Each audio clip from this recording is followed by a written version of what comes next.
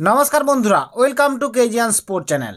তো গাইজ, এই ভিডিওতে আমরা কথা বলবো সুপার কাপের ডার্বি ম্যাচ নিয়ে। মোহনবাগান ভার্সেস ইস্টবেঙ্গল যে ম্যাচটি মুখোমুখি হয়েছিল, সেখানে 3-1 গোলে জিতলো ইস্টবেঙ্গল টিম। দারুণ খেললো ইস্টবেঙ্গল টিম।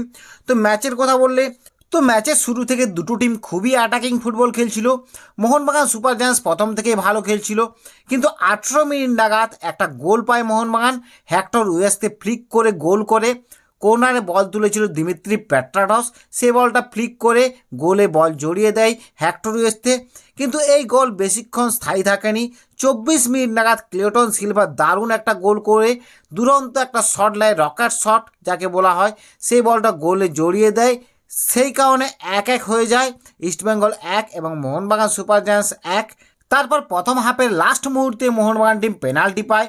পেনাল্টি মারে, গোল হয়, কিন্তু হুগো বুমোস আগে মুভ করার জন্য সেই বলটা বাতিল হয়।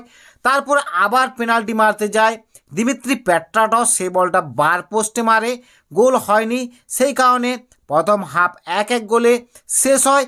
তারপর দ্বিতীয় হাফে দুরন্ত অ্যাটাক করতে থাকে ইস্টবেঙ্গল টিম।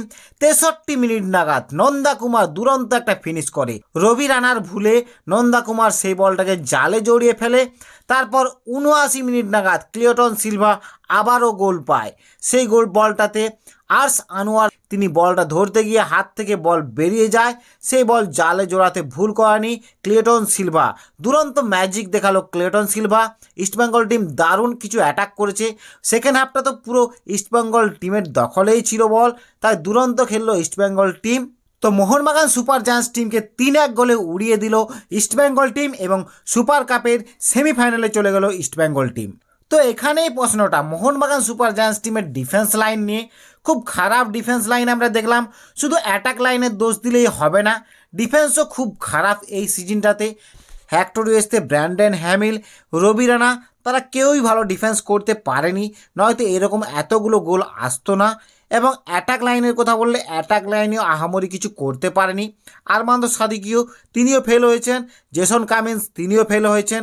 অর্থাৎ পুরো টিমটাই ব্যর্থ হয়েছে। মাঝ মাঠে কিছু ক্রিয়েটিভিটি দেখিয়েছে হুগো বুমোস, দিমিত্রি পেট্রাডস। তবে দিমিত্রি পেট্রাডস তিনি পেনাল্টি মিস করেছেন, সেখানে টিমের মোটিভটা অবশ্যই কমে গেছে।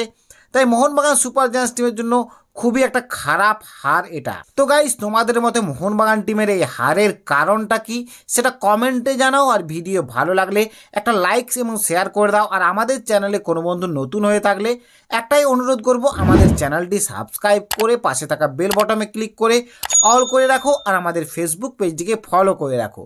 তো এবার আসি বন্ধুরা, বাই বাই, সবাই ভালো থেকো এবং সুস্থ থেকো।